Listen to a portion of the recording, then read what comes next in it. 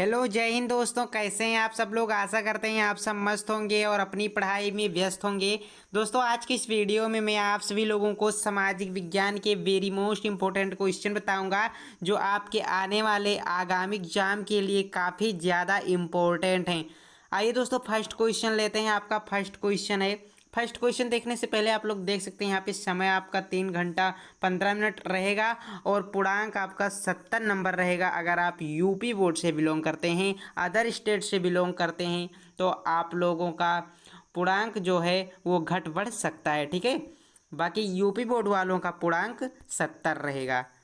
देखिए पहला क्वेश्चन क्या है आपका। पहला क्वेश्चन आपका बहुविकल्पीय है। आप लोग जानते हैं यूपी बोर्ड में 20 प्रश्न बहुविकल्पीय टाइप के आते हैं और बाकी के जो क्वेश्चंस होते हैं वो सब्जेक्टिव क्वेश्चंस होते हैं। ठीक है, तो पहला प्रश्न बहुविकल्पीय वाला देखिए क्या कहता है। पाक जल संधि किन दो देशों के मध्य स्थित है। पाक जल संधि किन दो देशों के मध्य स्थित है। आपके पास चार ऑप्शन है, भारत एवं पाकिस्तान, भारत एवं श्रीलंका, भारत एवं म्यांमार और चौथा ऑप्शन है भारत एवं भूटान। तो इसका राइट आंसर है ऑप्शन बी, भारत एवं श्रीलंका। अगला प्रश्न है, दक्षिण की गंगा किस नदी को कहते हैं। तो आप लोगों ने पढ़ा होगा दक्षिण की गंगा गोदावरी नदी को कहा जाता है। ठीक है, दक्षिण की गंगा गोदावरी नदी को कहते हैं, आप लोगों ने सुना होगा। तीसरा प्रश्न है, अंडमान निकोबार द्वीप समूह कहाँ स्थित है। अंडमान निकोबार द्वीप समूह कहाँ स्थित है।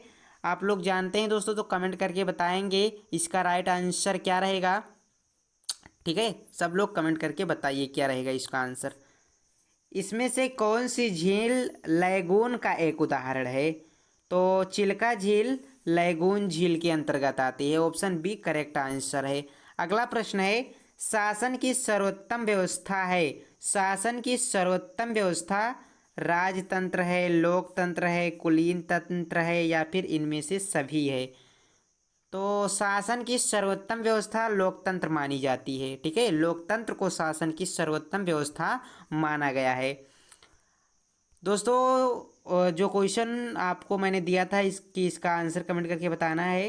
तो कई विद्यार्थियों ने बता दिया होगा, आई होप कई विद्यार्थियों ने नहीं बताया होगा। जो नहीं बताए हैं तो कमेंट कर दीजिए दोस्तों, क्योंकि मैं जान पाऊँ कि आप लोगों को कितनी नॉलेज है आपके सामाजिक विज्ञान के बारे में। ठीक है, तो अंडमान निकोबार द्वीप समूह बंगाल की खाड़ी में स्थित है। ठीक है दोस्तों, याद रखिएगा। छठा प्रश्न देखिए, बास्तील की जेल का पतन कब हुआ। बास्तील की जेल का पतन 14 जुलाई 1789 ईस्वी को हुआ था, option number C right answer है। ए बी एंड डी तीन गलत हैं और एक आंसर आपका सही है। कौन सा, 14 जुलाई 1789। सातवां प्रश्न देखिए, रूस की 1917 की अक्टूबर क्रांति का क्या परिणाम हुआ। तो इसमें क्या परिणाम हुआ था रूस की अक्टूबर क्रांति की। अक्टूबर क्रांति 1917 वाली जो रूस में घटित हुई थी, उसका परिणाम क्या हुआ था बताएंगे सभी लोग भाई अगर पता है तो इसमें हुआ था यूँ कि जो जारशाही थे उनका खात्मा हो गया था, यानी कि उनका अंत हो गया था। ठीक है, जारशाही का अंत हो गया था। अगला प्रश्न है, भारतीय मरुस्थल में पाई जाने वाली एकमात्र नदी कौन सी है। भारतीय मरुस्थल में लूनी नदी पाई जाती है। ठीक है, सिर्फ लूनी नदी भारतीय मरुस्थल में पाई जाती है। राष्ट्रीय ग्रामीण रोजगार गारंटी अधिनियम कब पारित हुआ था। तो ऑप्शन थोड़ा यहाँ पे गड़बड़ हो गया है। राष्ट्रीय ग्रामीण रोजगार गारंटी अधिनियम किस सन में पारित हुआ था। तो एक बार सभी दोस्त कमेंट करेंगे इसका राइट आंसर क्या होगा। ठीक है दोस्तों, ऑप्शन तो मुझे नहीं याद है, लेकिन अगर किसी विद्यार्थी को इसका सही आंसर पता है तो वो कमेंट करके बताएगा। ठीक है, उसके कमेंट का रिप्लाई मैं दूंगा अगर सही होगा तो। ठीक है, 10वां प्रश्न देखिए, हरित क्रांति के कारण से किस क्षेत्र में रोजगार के अवसर अधिक हो गए थे।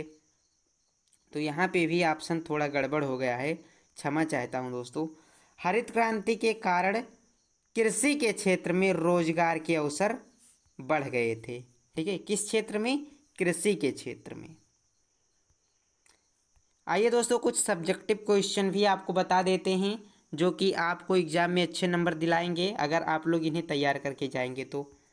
क्वेश्चन नंबर 11, 18वीं शताब्दी में फ्रांसीसी समाज को कितने स्टेट में बांटा गया था? 18वीं शताब्दी में फ्रांस के समाज को कुल 3 स्टेट में बांटा गया था। वो स्टेट कौन कौन से हैं? प्रथम स्टेट, द्वितीय स्टेट एंड तृतीय स्टेट।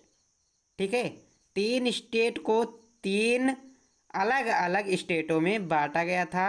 आप लोग नाम यहाँ पर देख सकते हैं। क्वेश्चन नंबर 12 देखिए, फ्रांस की क्रांति के समय फ्रांस में किस राजवंश का शासन था? फ्रांस की क्रांति के समय फ्रांस में दोस्तों बुर्बो राजवंश का शासक जो था लुई 16वें। बुर्बो राजवंश का शासक कौन था? लुई 16वें, इसी का शासन था। जब फ्रांस की क्रांति हुई थी तो फ्रांस में दोस्तों किसका शासन था? जी हाँ, लुई 16वें का शासन था, जो कि बुर्बो राजवंश का शासक माना जाता था। ठीक है, याद रहेगा ना? बिल्कुल याद रखना है दोस्तों, इम्पोर्टेंट क्वेश्चन है आपके एग्जाम के लिए। अगला प्रश्न है, बुग्याल किसे कहते हैं? उत्तर है इसका, उच्च पर्वतीय क्षेत्रों में स्थित विस्तृत चारागाहों को बुग्याल कहते हैं, जैसे पूर्वी गढ़वाल के बुग्याल जहां भेड़ चराए जाते हैं। अगला प्रश्न औपनिवेशिक, अगला प्रश्न देखिए क्या कहता है, औपनिवेशिक काल में वन विनाश के कारणों का वर्णन कीजिए। औपनिवेशिक काल में वन विनाश के कारणों का उल्लेख करना है। तो देखिए, दीर्घोत्तरीय प्रश्न है, आपको 4 से 6 अंक दिला सकता है, हल्के में नहीं लेना है वरना ये प्रश्न आपको हल्का कर देगा। औपनिवेशिक काल में वन विनाश के निम्न कारण थे। पहला कारण बढ़ती जनसंख्या, दूसरा कारण रेल विस्तार के लिए स्लीपरों की आवश्यकता बढ़ती चली गई थी, एंड तीसरा कारण है अंग्रेजों के द्वारा चाय, रबड़, कॉफ़ी के बागानों का निर्माण करवाया गया था। अगला है रेल मार्ग के विस्तार के लिए वनों की कटाई अत्यधिक हो गई थी।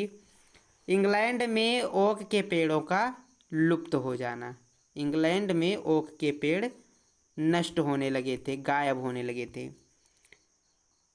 लास्ट क्वेश्चन देख लीजिए, स्लीपर क्या है, इसके कार्य लिखिए। स्लीपर क्या है, इसके कार्य लिखना है। उत्तर में लिखिए, देखिए क्या है स्लीपर।